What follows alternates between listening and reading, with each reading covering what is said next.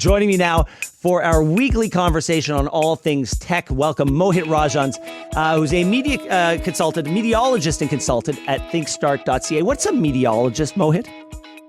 You know, it's interesting, Ben. I have been doing this sort of work and studying the world of media for such a long time and working in it that mediology is really that study, the culmination of just the world of analog right to digital and everything in between, documenting what the process is and studying what the implications are for the future. Okay, well, let's talk about 23andMe. That was a huge company back in the day, and people, if they don't remember, it was a company where I guess you'd swab the inside of your cheek and you'd send that swab into this company. They'd do a DNA test, and they would tell you where all of your DNA comes from. They would tell you where you conceivably you could also use it with like Ancestry.com to find out if you had relatives and that sort of thing. But now they've gone bankrupt. They're filing for bankruptcy. And typically, Mohit, tell me if I'm wrong, but typically in a bankruptcy, you start selling off the assets. And one of the assets that 23andMe has is this data bank of people's DNA. Bingo. 23andMe at this point is going to be a Netflix documentary. Yeah. Because this was a $6 billion valuation company in 2021.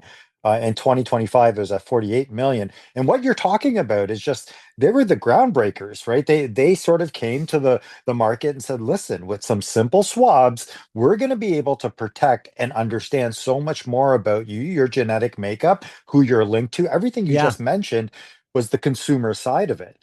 But everyone sort of jumped in the pool without thinking about what the terms and conditions were. Yeah. So here we are while we listen to them being bankrupt, on the verge of bankruptcy with 14 million customers information. Yeah. And it's not clear about what the legal ramifications are going to be for them. Well, firstly, on the business side, and I am by no means somebody that you should take business advice from. However, a business built on accessing a customer once and only once is not a good business. You don't have someone who comes back time and time again. It's not like Netflix where people pay that monthly fee and have been doing it for years and happily so. Once you've used 23andMe, there's no reason to use it again.